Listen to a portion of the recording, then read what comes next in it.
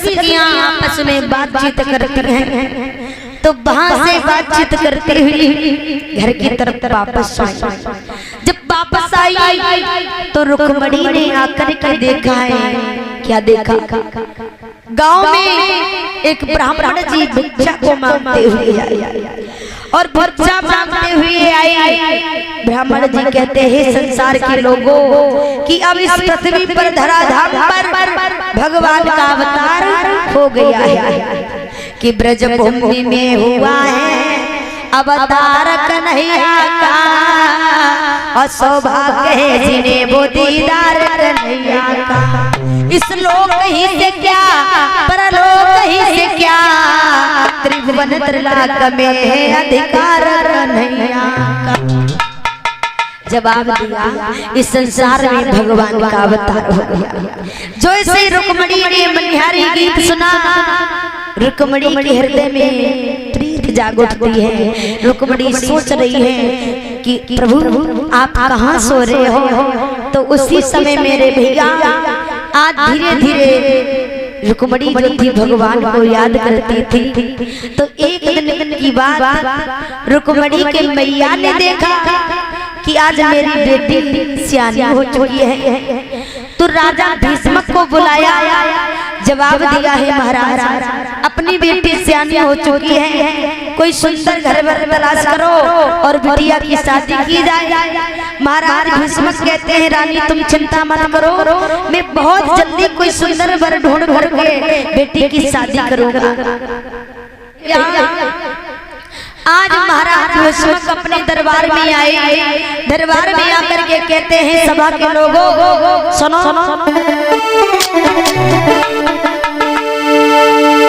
कि रुक्मणी ब्याह के योग हुई और उस कारण पड़ता जाता है और बेटी के पैदा चारों चंद्र अब सिर पर चढ़ता जाता है।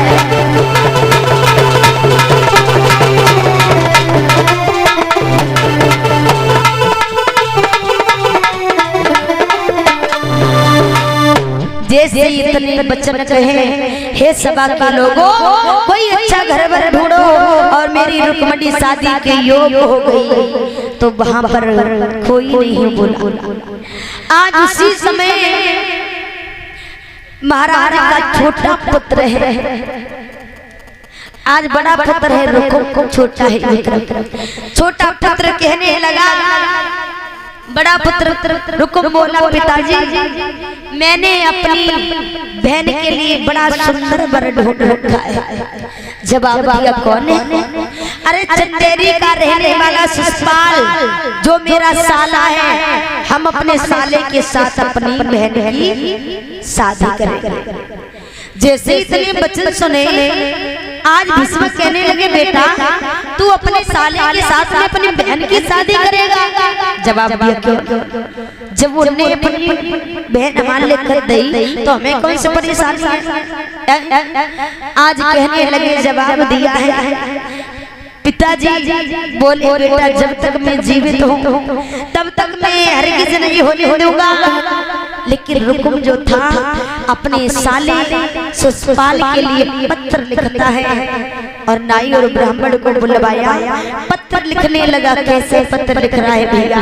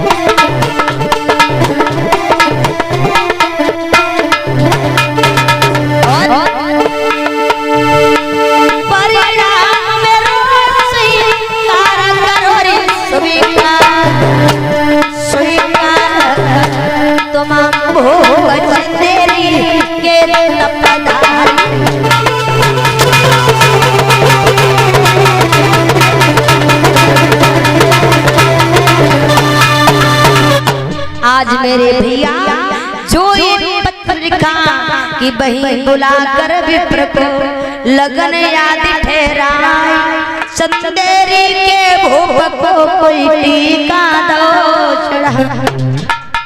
जैसे भेज दिया नाई और ब्राह्मण जुट्टी का चढ़ाने के लिए वहां गए। अब रुक्मणी ने सुना कि मेरा भैया अपने साले के साथ मेरी शादी कर रहा है। आज उसी समय रुक्मणी रोने लगी है, कन्हैया आप कहाँ सो रहे हो, आज मेरी नाच जा रही है प्रभु। बोली रुक्मणी की ओर वाले श्यामा, अरे तो तेरी नासी बुला।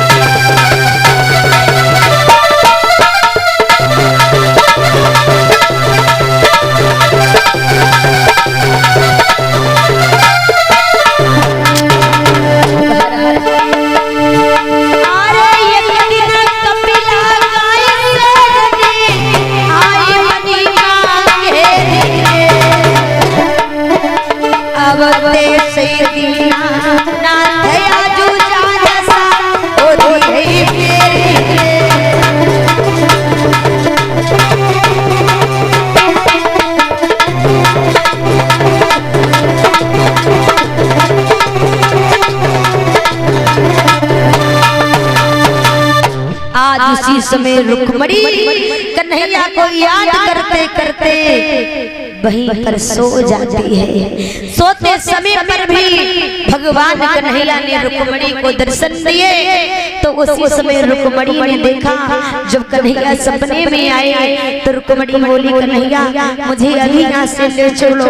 कन्हैया बोली रुक्मणी तुझे मुझ पर विश्वास नहीं है, देखना एक दिन तेरा कन्हैया इस प्रकार तुझे यहाँ से ले जाता है। मेरे भैया रुक्मणी को समझा करके भगवान कन्हैया सपने से अंतर ध्यान हुए। जब रुक्मणी की नींद खुली तो रुक्मणी सपने से बोली क्या,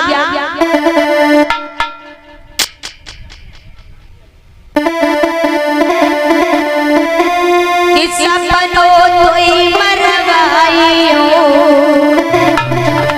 और मेरे करो गले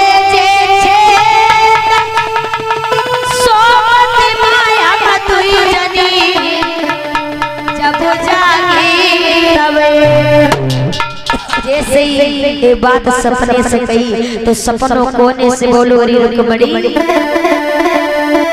अरे सपनों कहीं पुकार के और क्यों मरवैये कोई, इतनी दूरी तेरो प्रिया बसे मैंने रात मिलाए दो।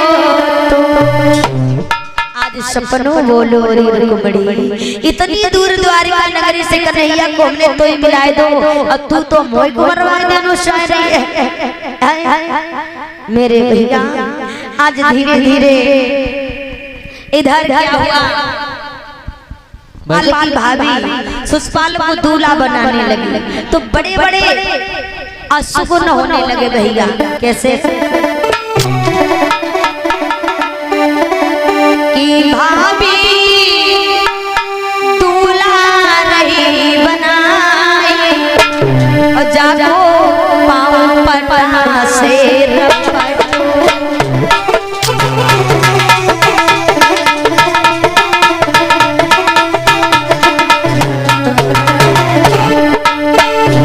जागो पाँव पटना से रपटो, जागो पाँव पटना से रपटो।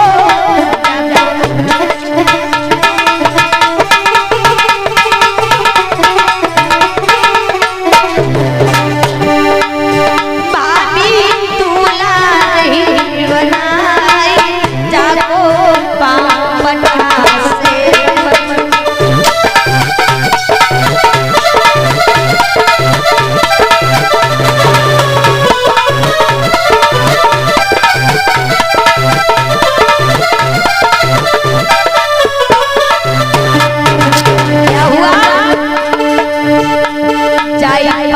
लगी अति भारी, सब हंसने लगे नर नारी।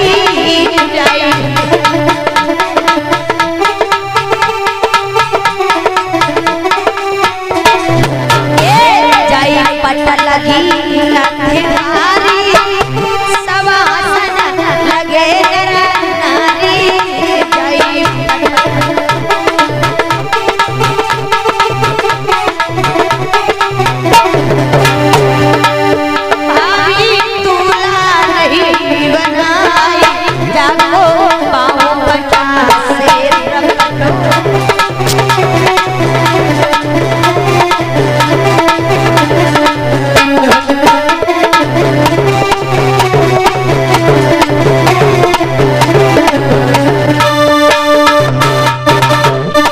जैसे ही दूल्हा बनाने लगी तो बड़ी बड़ी सुगन होने लगी। मेरे भैया उसी खुशी के अवसर पर